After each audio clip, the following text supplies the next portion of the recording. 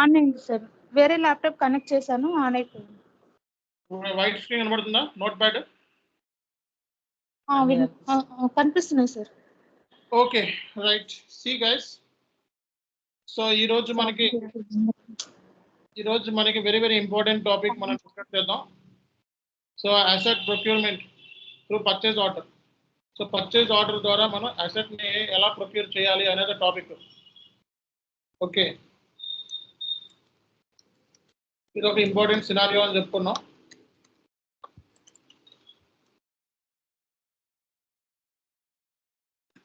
How to procure, how to purchase asset through PO. So asset ని మనం PO ద్వారా ఎలా ప్రొక్యూర్ చేయాలి, పర్చేజ్ ఆర్డర్ ద్వారా ఎలా ప్రొక్యూర్ చేయాలి అనేది కాన్సెప్ట్. డైరెక్ట్ గా purchase order goods visit invoice ఎలా చేస్తారో చూడండి. ఓకేనా, సింపుల్ ఏం ఉండదు, కష్టం ఏమి ఉండదు. సో ఎస్ఐపి సిస్టంలోకి వెళ్తున్నా. సో ఈసీ సిస్టమ్ ఓపెన్ చేస్తున్నా, చూడండి. యూజర్ ఐడి పాస్వర్డ్ డీటెయిల్స్ ఇవ్వాలి.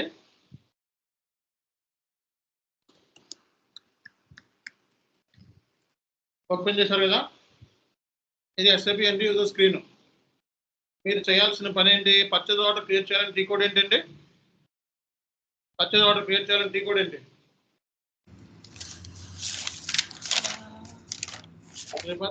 దానికి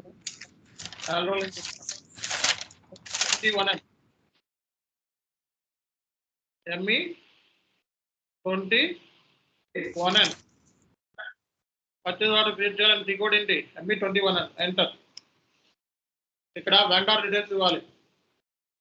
vendor, purchase organisation details, purchasing group, company code, ఇవన్నీ కూడా మీరు ఫస్ట్ కాడ నుంచి చెప్తున్నా. Same to same as it is. Enter. ఇక్కడ చేయాల్సిన పని ఏంటంటే, నువ్వు అసెట్ ని ప్రొక్యూర్ చేస్తున్నావు, అంతేనా కదా? అసెట్ ని ప్రొక్యూర్ చేస్తున్నప్పుడు ఇక్కడ చేయాల్సిన పని అసెట్ కాబట్టి ఏ అని చెప్పి తీసుకోవాలి. అర్థమైందా? సో ఏ అని చెప్పి తీసుకున్నా. అసెట్ ప్రొక్యూర్మెంట్ చేస్తే అకౌంట్ అసైన్మెంట్ కేటగిరీలోకి వెళ్ళి ఏం తీసుకోవాలి? ఏ అని తీసుకోవాలి. ఇక్కడ నువ్వు ఏ అసెట్ ని ప్రొక్యూర్ చేస్తున్నావు? మిషనరీనా, ప్లాంట్ అండ్ మిషనరీనా, బిల్డింగా? ఓకే, సో బిల్డింగ్ అయితే బిల్డింగ్. క్వాంటిటీ ఎంత? 1. డెలివరీ డేట్ ఎంత? 11. సో నెట్ ప్రైస్ ఎంత ఈ అసెట్ సంబంధించి? ఎంత? 10 లక్షలు. ఓకే, మెటీరియల్ గ్రూప్ ఆటోమేటిక్గా వస్తుంది. Plant details, storage location details ఇచ్చేసి ఎంటర్ కొట్టండి. ఎంటర్ కొడితే మీకు సిస్టంలో ఏమడుతుందంటే,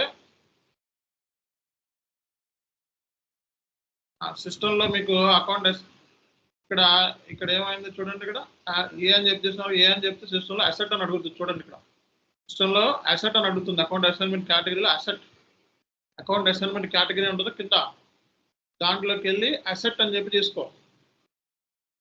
ఏం అసెట్ ఇది? RE09 company code, building. Okay, ఇది ఏ బిజినెస్ ఏరియా ద్వారా బుక్ చేస్తున్నావు ఆ బిజినెస్ ఏరియా తీసుకో. ఓకే, ఎంటర్ కొట్టండి. సో ఎంటర్ కొట్టిన తర్వాత unit price. So unit price వచ్చేటప్పటికి ఈ అసెట్ ఈ అని చెప్పి తీసుకోండి, ఈచ్ యూనిట్ అన్నట్టు. సో అట్లాగే అమౌంట్ అడుగుతుంది. అమౌంట్ 10 లక్షలు తీసుకోండి అసెట్. ఓకే,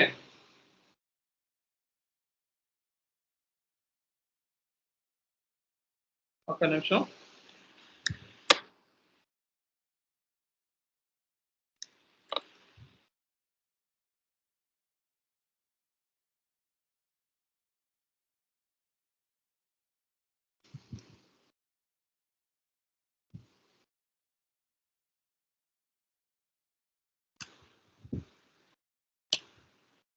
సో అసెట్ సంబంధించింది ఇచ్చేస్తాం మనం. సో PB00 కండిషను ఓకే, నాకు పిక్ అవ్వలేదు. సో ఈ బిల్డింగ్, ఈ అసెట్ నెట్ ప్రైస్ ఎంత, ఓకే, పర్ యూనిట్ ఈచ్ అనమాట, ఈచ్ యూనిట్ అన్నట్టు. ఇక్కడ మెటీరియల్ గ్రూప్ అని అడుగుతుంది. ఓకే, ఇందులో అసెట్ అని చెప్పి తీసుకుంటా. Okay, material group enter. So ఈ డీటెయిల్స్ ఇచ్చేసిన తర్వాత ఓకే, మీరు మెసేజెస్లోకి వెళ్ళండి. మెసేజ్లోకి వెళ్ళి ఇవి తీసుకోండి, మొన్నట్లాగే ఎప్పటిలాగే ఎంటర్ కొట్టండి. వెండార్ ఈ డీటెయిల్స్ వస్తాయి. Communication methods LP01 enter. Back printout తీసుకుంటే సో బిల్డింగ్ వచ్చేదాడు 10 లక్షలు పెట్టి కొంటున్నాను. ఓకేనా, ఎవరి దగ్గర కొంటున్నావు? IBM దగ్గర కొంటున్నావు. సో ఈ డీటెయిల్స్ వచ్చినాయో రాలేదా? Simple logic. ఫస్ట్ మనం వెండార్ డీటెయిల్స్, హెడర్ డేటాలో, తర్వాత organisation details, purchase organisation, purchasing group, company code, తర్వాత మనకి అడ్రస్, ఇది వెండార్ అడ్రస్. ఓకే, నెక్స్ట్ ఇక్కడ అసెట్ ప్రొక్యూర్మెంట్ చేస్తున్నాం. అసెట్ ప్రొక్యూర్ వెండార్ అని చెప్పి ఏదైనా రాసుకో. ఇక్కడ కండిషన్స్లో PB00 condition gross price, asset gross price ఎంత. నేను సర్చార్జెస్ లాంటి డిస్కౌంట్స్ కానీ, ఫ్రైట్ కానీ, సో సర్చార్జెస్ కానీ, డిస్కౌంట్స్ కానీ, ఫ్రైట్ కానీ యాడ్ చేయాలంటే యాడ్ చేసుకోవచ్చు. Okay, for example discount add చేయాలనుకో, డిస్కౌంట్ కండిషన్ తీసుకొని ఎంత డిస్కౌంట్ యాడ్ చేద్దాం అనుకుంటున్నావు, 5% డిస్కౌంట్ అయితే 5% అని యాడ్ చేసుకుంటే ఎంత పర్చేస్ చేయాలి. నీకు ఎండారు 5% డిస్కౌంట్ ఇచ్చాడు, 9,50,000 రూపాయలు అన్నట్టు. 10% ఇస్తే సో ఇంత డిస్కౌంట్ అన్నట్టు. అర్థమైందా లేదా? సో ఇది అసెట్ ప్రొక్యూర్మెంట్. SAPలో అసెట్ని ఇలా ప్రొక్యూర్ చేస్తారనమాట. ఓకే, ఇది డెలివరీ, ఇది కండిషను, నీ మొత్తం నువ్వు పేమెంట్ చేయాల్సిన వెండార్కి ఎంత 10% డిస్కౌంట్ పోను. ఓకే, సో నీ ప్రింట్ ప్రీవ్యూ తీసుకుంటే సో 9 లక్షలు కట్టాలి వెండార్కి, అప్పుడు నీకు అసెట్ వస్తుంది. సో ఇప్పుడు సేవ్ చేస్తే నీకు ఏమవుతుంది? సేవ్ అయిపోయింది. సేమ్ అట్లాగే చెప్పండి, ఎక్కడెక్కడ డిఫరెన్స్ వచ్చింది ఎవరు చెప్తారు? చెప్పాలి, ఎవరు చెప్తారు? మొన్నటికి దీనికి డిఫరెన్స్ ఎక్కడ ఉంది చెప్పండి, ఎవరు చెప్తారు?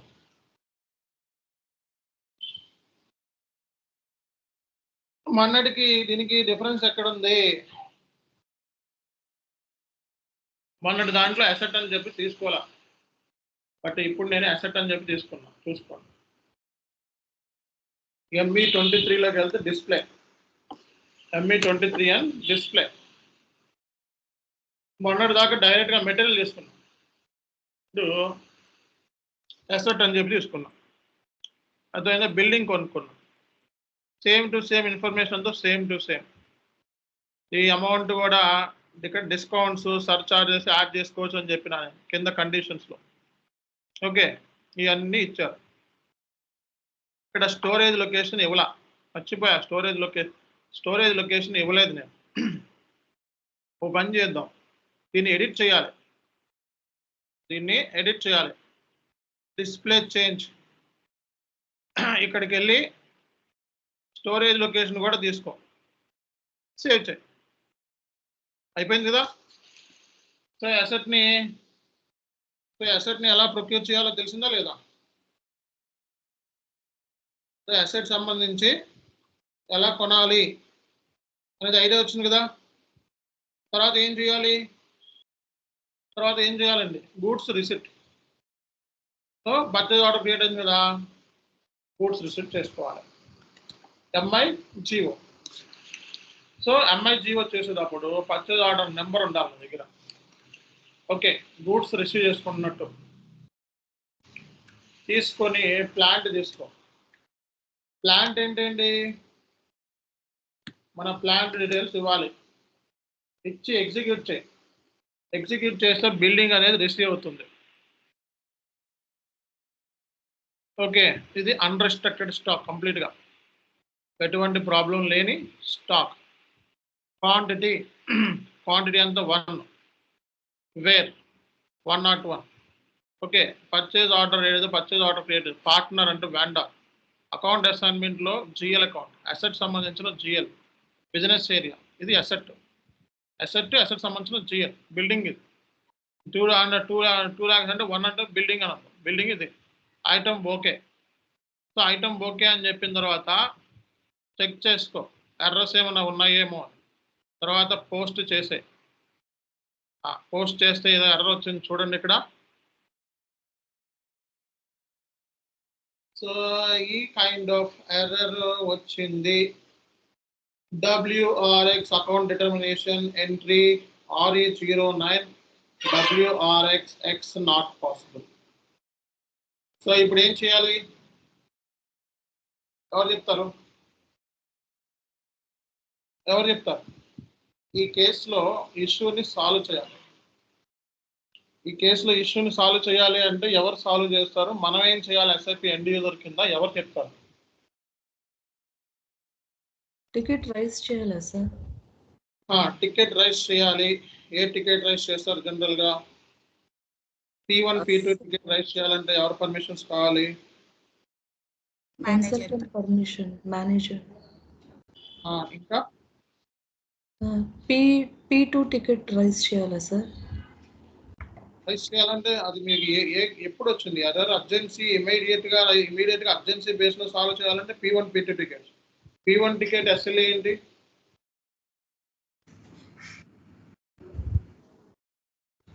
ఇది టెక్నికల్ ఇష్యూనా, నార్మల్ గా మనం ఇష్యూని సాల్వ్ చేసేటప్పుడు యూజర్ సరిగ్గా ఇవ్వకపోవడం మూలంగా వచ్చిన మిస్టేకా? మేబీ సెకండ్ వన్ అనుకుంటాం సార్, యూజర్ సరిగ్గా ఇవ్వకపోవడం. యూజర్ సరిగ్గానే ఇచ్చాడు, అన్ని సరిగ్గానే ఇచ్చాడు కదా. చెప్పాలి. It's related to how bank details అనుకుంటాను సార్. బ్యాంక్ డీటెయిల్స్ కాదు, బ్యాంక్ డీటెయిల్స్ ఏం పని? సో చెప్పండి, నేను యూజర్గా కరెక్ట్గా ఇచ్చాను కాబట్టి నాకు ఈ ఎర్రర్ వచ్చింది. కరెక్ట్గా ఇచ్చాను, అన్నీ కూడా కరెక్ట్గా ఇచ్చాను, డీటెయిల్స్ అన్నీ కూడా. ఇది ఆటోమేటిక్ గూడ్స్ రిసీట్ అంటే ఆటోమేటిక్. ఓకే, ఇవన్నీ కరెక్ట్గా ఇచ్చానా లేదా?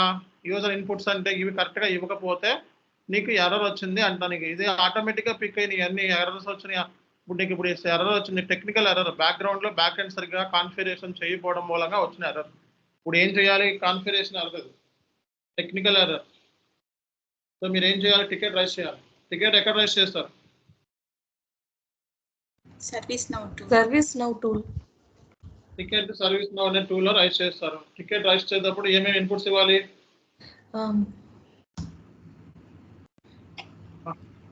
చెప్పాలి. టికెట్ రైజ్ చేసేటప్పుడు ఏ ఇన్పుట్స్ ఇవ్వాలి?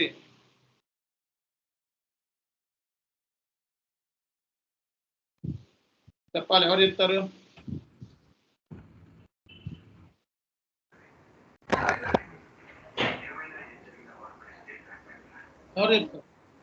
Caller name, region, priority of the ticket, assigned crew, description of the ticket, attachments and comments. ఈ ఇన్పుట్స్ ఇచ్చిన తర్వాత ఎవరు ఈ టికెట్ ని అసైన్ చేసుకుంటారు? కన్సల్టెంట్. ఓకే, కన్సల్టెంట్ అసైన్ చేసుకొని ఏం చేస్తారు? He will resolve the issue. Next మీరు ఏం చేయాల్సి ఇవ్వాలి? అతను టెస్టింగ్ చేసి ఓకే ఇది పని చేస్తుంది అంటే మీరు UAT ఇవ్వాలి. UAT అంటే ఏంటి? User acceptance test. అంటే మీరు కూడా పర్ఫామ్ చేసి కన్ఫర్మేషన్ ఇవ్వాలి, ఎస్ ఇది పని చేస్తుంది అని చెప్పి. మీరు యూజర్కి ఏమి ఇవ్వాలి? కన్సల్టెంట్కి ఏమి ఇవ్వాలి? UAT ఇవ్వాలి. ఓకే, సో ఇప్పుడు ఇది మనం వచ్చింది కాబట్టి ఇష్యూ నేను సాల్వ్ చేసుకుంటా బ్యాక్ ఎండ్లో. మీకు ఇది సంబంధం లేదు, ఓకేనా? ఇది మీకు సంబంధం లేదు, ఇది బ్యాక్ ఎండ్ సెటప్. ఓకే, ఇది మీకు సంబంధం లేదు.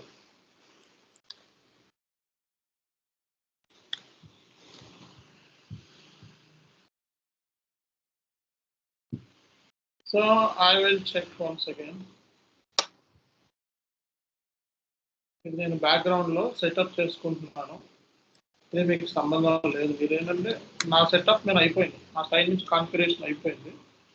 బట్ ఇది వర్కౌట్ అవుతుందో లేదో నేను టెస్ట్ చేస్తున్నాను సార్.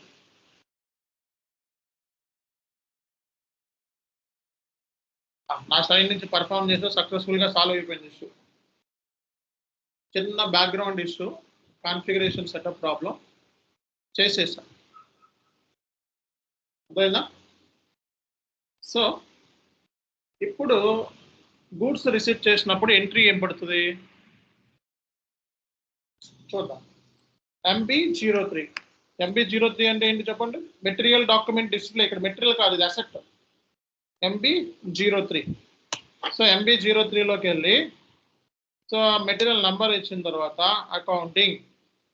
ఇక్కడ 2 రకాలైన ట్రాన్సాక్షన్ పడ్డాయి. ఒకటి అసెట్ అకౌంటింగ్, ఒక అకౌంటింగ్. అసెట్ అకౌంటింగ్లో మనకి ఎంట్రీ ఏం పడింది చూడండి. అసెట్ అకౌంట్ అటార్ టు GRIR. ఓకే.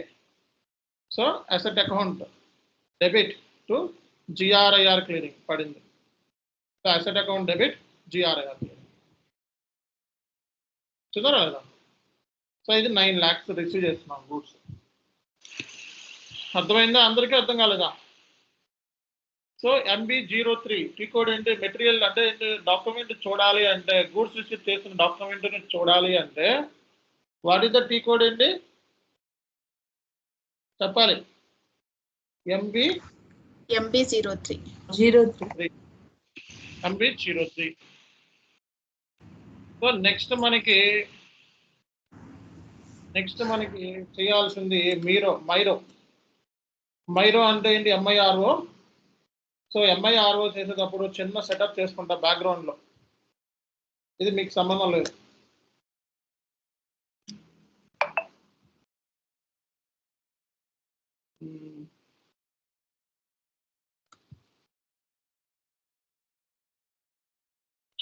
ఇది బ్యాక్గ్రౌండ్లో సెటప్.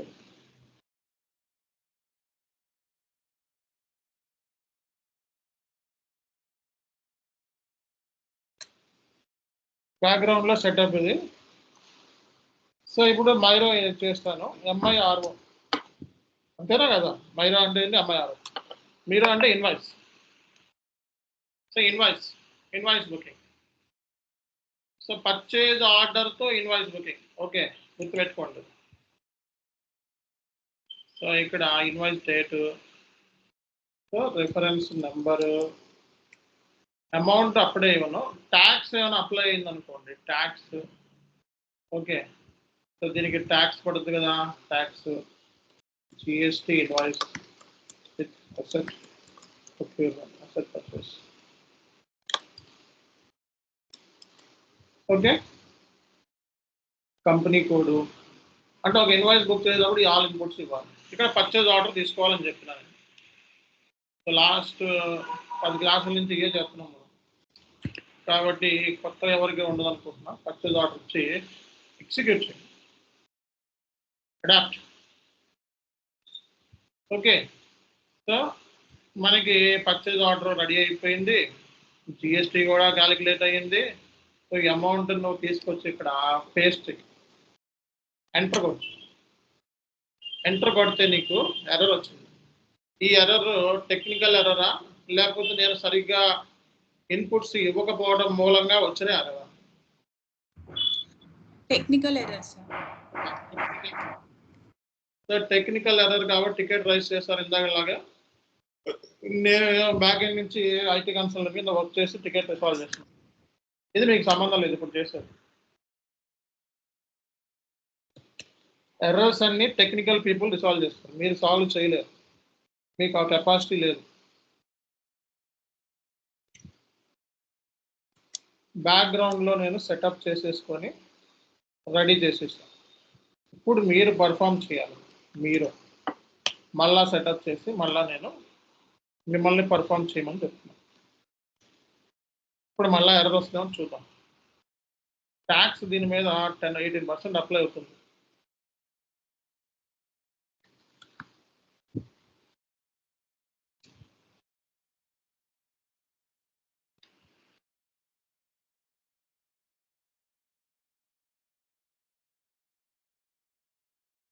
సార్ ఏంది ట్యాక్స్ క్యాలిక్యులేట్ చేయలేదు.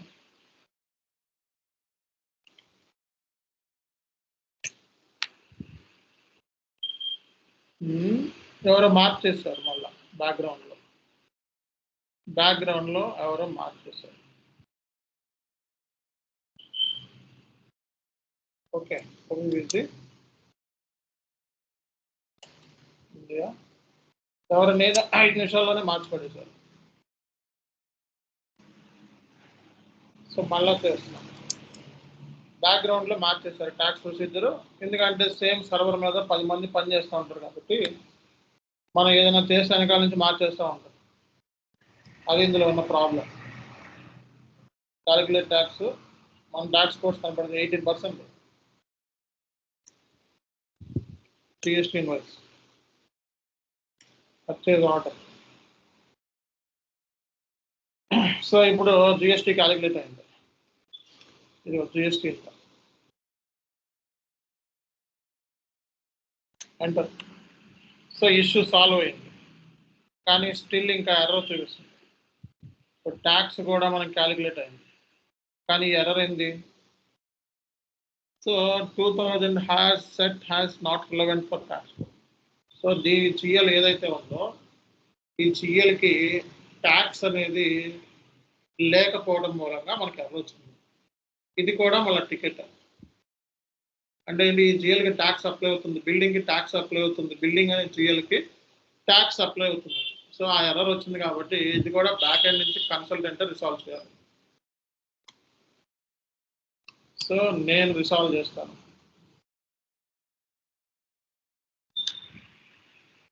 అండ్ ఫిక్స్డ్ అసెట్స్ ఈ GLకి.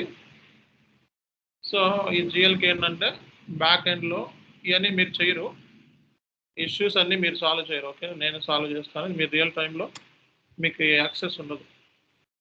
సాల్వ్ అయిపోయింది ఇష్యూ నా పాయింట్ ఆఫ్ వ్యూలో. ఓకే, సో మళ్ళీ మార్చేసింది మేడం సుమా దీని మీద పనిచేస్తుంది. ఒక్క నిమిషం అండి.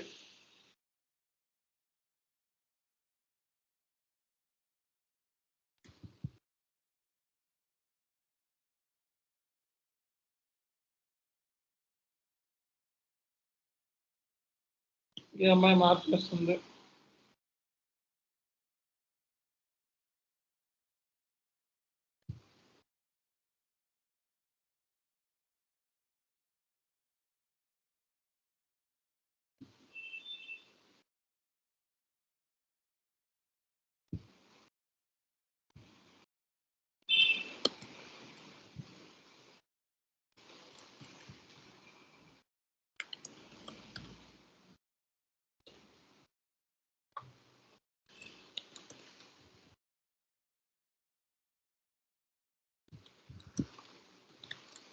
ఓకే, మేడమ్ కొత్త చేంజ్ చేస్తుంది, దాని మూలంగా మనకి ఎర్రర్స్ కూడా.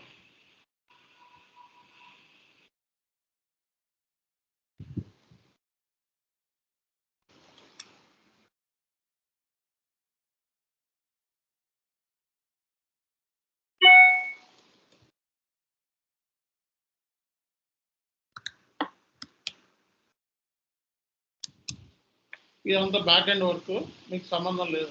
మీరు పోస్టింగ్ వర్కే. మీరు ఇష్యూ చేస్తే కన్సల్టెంట్ కాంటాక్ట్ అవ్వడం వరకు మీకు సంబంధం లేదు. ఇవన్నీ మీరు చేయలేరు.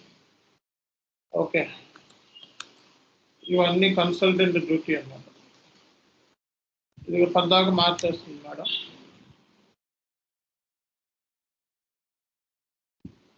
సో మీరోలోకి వెళ్ళి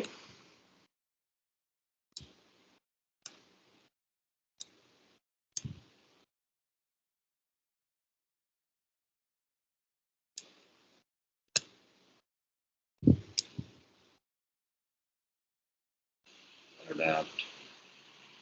సో ఇది కాపీ చేసుకోండి. ఇప్పుడు సాల్వ్ సిమ్యులేట్ చూసారా? సో మనకి అసెట్ని ప్రొక్యూర్మెంట్ చేసినప్పుడు మనకి ఎంట్రీ పడింది. పోస్ట్ చేస్తే పోస్ట్ అయిపోయింది. సో పోస్ట్ అయిపోయిన తర్వాత సో మీరు చూడాలి అంటే display follow on document. So follow on డాక్యుమెంట్లోకి వెళ్ళి మీరు చూసుకోవచ్చు. ఓకే. సో నెక్స్ట్ మీరు చేయాల్సిన పని ఏంటి అంటే, సో అసెట్ని మనం ప్రొక్యూర్మెంట్ అయితే చేసేసాం. అసెట్ని ప్రొక్యూర్మెంట్ అయితే చేసేసాం. సో అసెట్ ప్రొక్యూర్మెంట్ చేసినప్పుడు మనకి గూడ్స్ రిసిప్ట్ ఉంటుంది, ఇన్వాయిస్ ఉంటుంది, పర్చేజ్ ఆర్డర్ ఉంటుంది. సింపుల్. ఇది మీకు కాన్సెప్ట్. అసెట్ ప్రొక్యూర్మెంట్ ఎలా చేస్తారు అంటే, సో ఇప్పుడు చూడండి, అసెట్ ప్రొక్యూర్మెంట్ చేసినంత డీటెయిల్స్ మీకు కావాలి అంటే ME23Nలోకి వెళ్ళి, ఓకే, సో ఇప్పుడు మీరు కొన్న అసెట్ బిల్డింగ్ ఐటమ్ డీటెయిల్స్లోకి వెళ్ళి చూడండి, మొత్తం 3 టైప్స్ ఉంటాయి.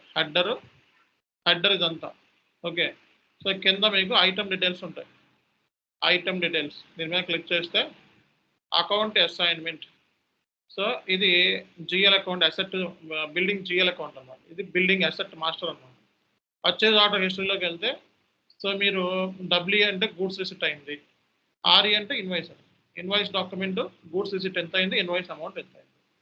అంటే పర్చేజ్ ఆర్డర్ హిస్టరీలో మనకి అసెట్ అయిందా లేదా అని చూసుకోవచ్చు.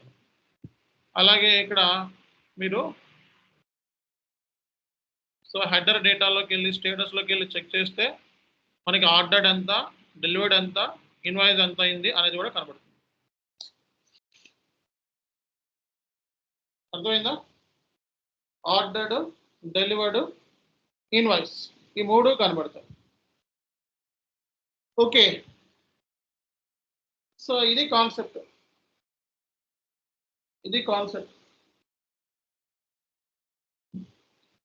అర్థమైందా అందరికీ? ఇది ఒక real time scenario. SAP consultant point of వ్యూలో ఒక సినారియో. అసెట్ ప్రొక్యూర్మెంట్ పిఓ అంటే పర్చేజ్ ఆర్డర్ ద్వారా అసెట్ని ఎలా ప్రొక్యూర్ చేస్తారు అనేది one kind of scenario.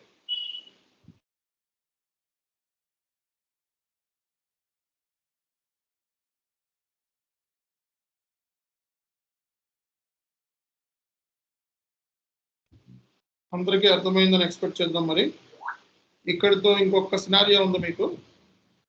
Service procurement అనేది ఒకటి ఉంది. Okay, service procurement. కొన్ని సర్వీసెస్ ఉంటాయి, ఆ సర్వీసెస్ని ఎలా ప్రొక్యూర్ చేస్తాం?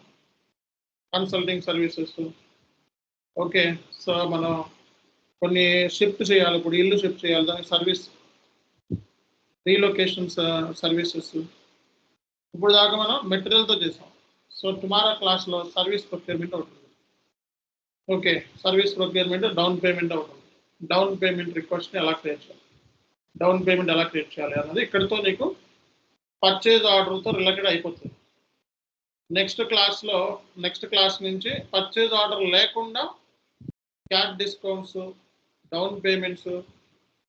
ఓకే, క్యాష్ డిస్కౌంట్ ఎలా ఇస్తారు, డౌన్ పేమెంట్ ఎలా చేస్తారు, ఇన్వాయిస్ ఎలా బుక్ చేస్తారు, ఫారిన్ కరెన్సీ ఇన్వాయిస్ ఎలా బుక్ చేస్తారు, ఫారిన్ కరెన్సీ రీవాల్యుయేషన్ ఎలా చేస్తారు, ఈబిఎస్ ఎలక్ట్రానిక్ బ్యాంక్ స్టేట్మెంట్, ఇవన్నీ తర్వాత క్లాసెస్.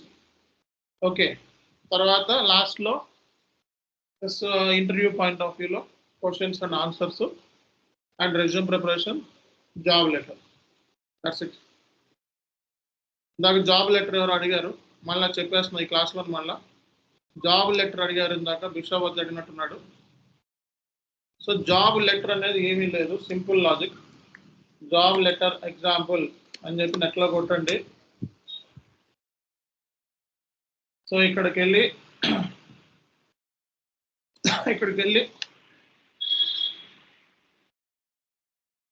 ఏదైనా జాబ్ లెటర్ ఎలా రాసుకోవాలని చూపిస్తాను. జాబ్ లెటర్ శాంపుల్స్ అని ఉన్నాయి. సో మనది శాంపుల్ అకౌంటెంట్, అకౌంట్స్ పేయబుల్లోకి వెళ్ళి సో ఒక ఎగ్జాంపుల్ తీసుకుందాం.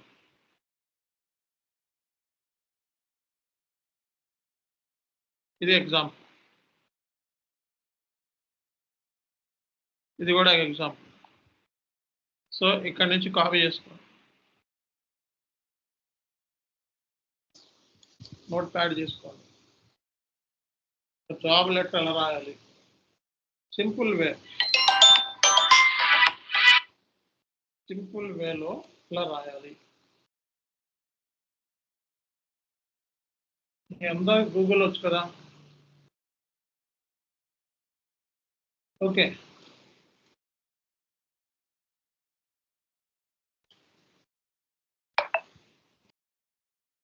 So dear recruiter, okay recruiter ఉంటాడు కదా, డియర్ రిక్రూటర్, అతని పేరు తెలియదు కాబట్టి ఎక్స్ఎక్స్. నీకు ఎవడైతే జాబ్ లెటర్ పంపిస్తాడు, జాబ్ నీకు ఆఫర్ లెటర్ పంపిస్తాడు, జస్ట్ లైక్ నీకు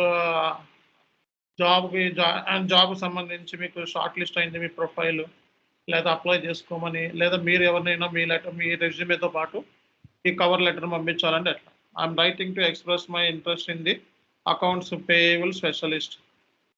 మీరు వెళ్ళేది అకౌంట్స్ పేయబుల్ స్పెషలిస్ట్ అయితే అకౌంట్స్ పేయబుల్, R2R అయితే R2R.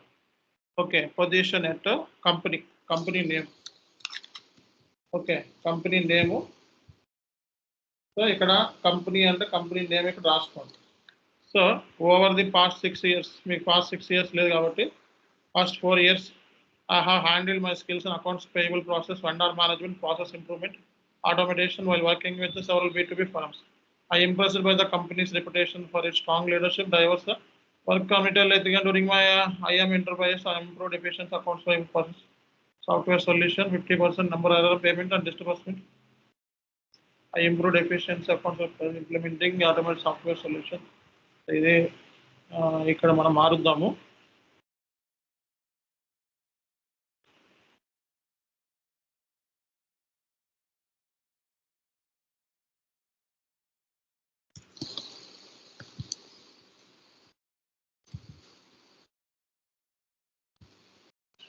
Improved efficiency of our accounts payable policy, SAP software and the solution that reduced time required advice from 60%, other disbursement by 30%. Also reduced outstanding vendor balances 15% through regular reconciliation follow-up. I focus on what project.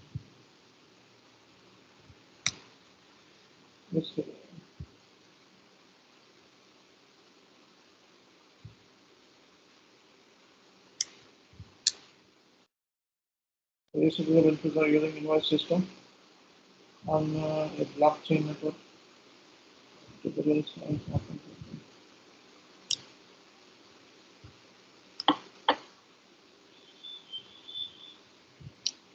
So ఇది మీకు format పంపిస్తున్నా, ఈ format మీరు మార్చుకొని మీరు use చేసుకోవాలి.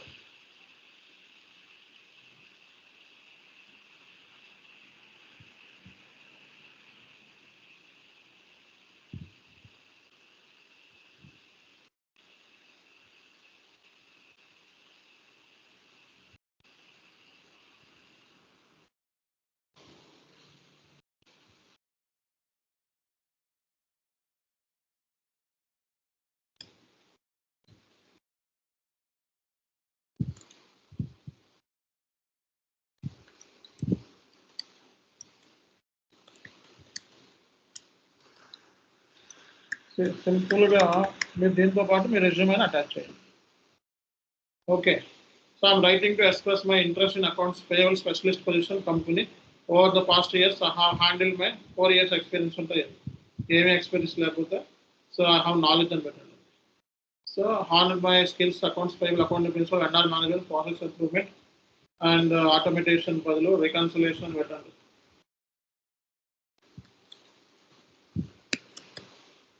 Working with several B2B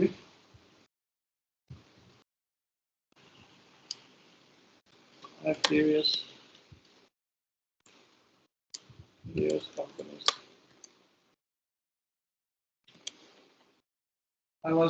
I'm impressed by company reputation with strong leadership.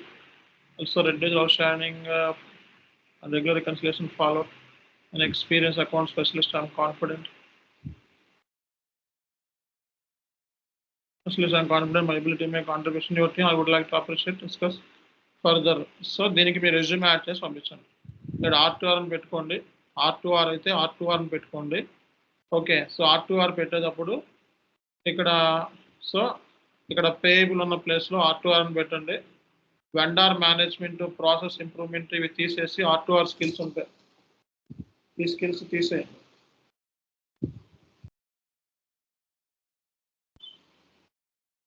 ఈ skills తీసేసి R2R సంబంధించి ఏంటిది మనకి రికార్డ్ టు రిపోర్ట్ సంబంధించిన కొన్ని స్కిల్స్ అయితే ఏంటండి జనరల్ వచ్చారు approval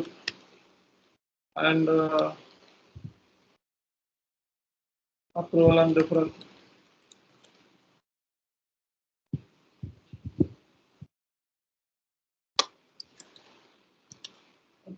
hosting bank reconciliation asset management, fixed asset management and return.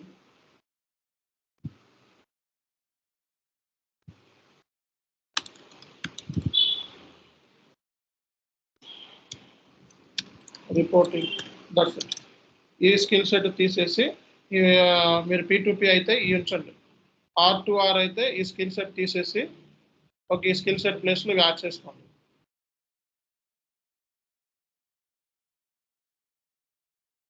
Okay, ఈ స్కిల్ సెట్ యాడ్ చేసుకోండి.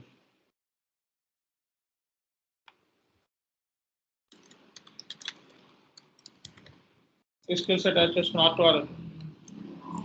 R2R ప్రొఫైల్ అయితే జాబ్ లెటర్ ఇది, P2P ప్రొఫైల్ అయితే ఇది అవసరం లేదు.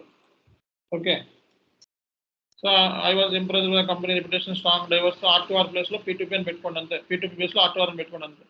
ఇక్కడ స్వేయబుల్ స్పెషలిస్ట్ ఉంది కదా, సో ఇక్కడ మీరు R2R స్పెషలిస్ట్ అని పెట్టుకోండి. ఓకే, సో ఇది జాబ్ లెటర్, దీని ప్రకారం మీరు రెజ్యూమేని యాడ్ చేసుకొని పంపించుకోండి. ఓకేనా? సో దీనికి రెజ్యూమే యాడ్ చేసుకొని లింక్డ్ఇన్లో అప్లై చేసుకోవాలి. లాస్ట్ టైం లింక్డ్ఇన్లో ఎలా అప్లై చేసుకోవాలని R2Rలో చెప్పాను, P2P వాళ్ళకి నెక్స్ట్ క్లాసెస్లో చెప్తాం. ఓకే, సో ఇది మీరు చేయాల్సిన పని. చేస్తారు కదా? సో మీరు ఎవరికైనా రిక్రూటర్గా అప్లై చేసుకునేటప్పుడు ఇది యాడ్ చేసుకొని పంపించుకోండి, సరిపోతుంది అంతే, ఇంకేమీ లేదు.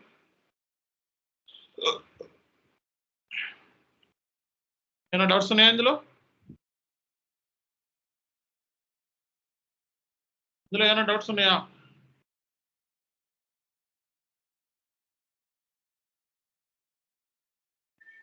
లేదు కదా?